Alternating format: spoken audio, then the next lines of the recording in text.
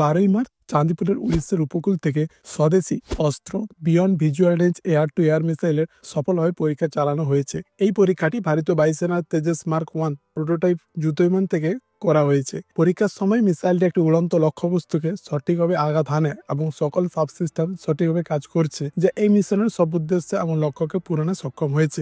অস্ত্র মিসাইলটি ডিআরডিও দ্বারা ডেভেলপ করা একটি অত্যাধুনিক মিসাইল, যা 100 কিলোমিটার বেশি দূরের লক্ষ্যবস্তুকে আঘাত হানতে সক্ষম। এটি উন্নত গাইডেন্স এবং নেভিগেশন প্রযুক্তি দ্বারা সজ্জিত, যা মিসাইলের যথাযথ লক্ষ্যবস্তুকে ধ্বংসের ক্ষমতা বাড়িয়ে দেয়। এটি ইতিমধ্যে ভারতীয় বায়ুসেনায় যুক্ত হয়েছে এবং এর কার্যক্ষমতা প্রমাণিত করেছে। এই সফল পরীক্ষার মাধ্যমে তেজস মার্ক 1 ভেরিয়েন্টের অন্তর্ভুক্তির দিকেও একটি গুরুত্বপূর্ণ পদক্ষেপ নেওয়া হলো। ইন্ডিয়ান এয়ারফোর্স, এডিএ, ডিআরডিও, হ্যাল এবং টেস্ট রেঞ্জ টিমের একত্রিত প্রচেষ্টার ফলস্বরূপ এই সফলতা অর্জিত হয়েছে। তাদের নিরলস পরিশ্রম এবং সমন্বিত কার্যক্রম এই পরীক্ষার সফল বাস্তবায়ন নিশ্চিত করেছে। ভারতের প্রতিরক্ষা মন্ত্রী Rajnath Singh DRDO, Indian Air Force, ADA, HAL এবং অন্যান্য সংশ্লিষ্ট দলের সকল সদস্যদের প্রশংসা করেছেন। ডিআরডিও সচিব এবং chairman doctor Samir V Kamat সংশ্লিষ্ট বিজ্ঞানী, প্রযুক্তিবিদদের প্রচেষ্টা এবং কাজের প্রশংসা করেছেন। এটি শুধুমাত্র ভারতের প্রতিরক্ষা শক্তির উন্নতির দিকে একটি বড় পদক্ষেপ নয়, বরং ভারতীয় সেনার সক্ষমতাও আরো শক্তিশালী করেছে। অস্ত্র মিসাইলের সাফল্য ভারতকে আরো আত্মনির্ভরশীল এবং শক্তিশালী প্রতিরক্ষা ব্যবস্থার পথে আরো এক ধাপ এগিয়ে নিয়ে গেছে। এই সফল পরীক্ষার পরবর্তী ধাপে আরো কিছু পরীক্ষা নিরীক্ষা করা হবে, যাতে মিসাইলটির সম্পূর্ণ কার্যক্রম এবং পারফরমেন্স নিশ্চিত করা যায়। এটি দেশীয় প্রতিরক্ষা প্রযুক্তির বিকাশ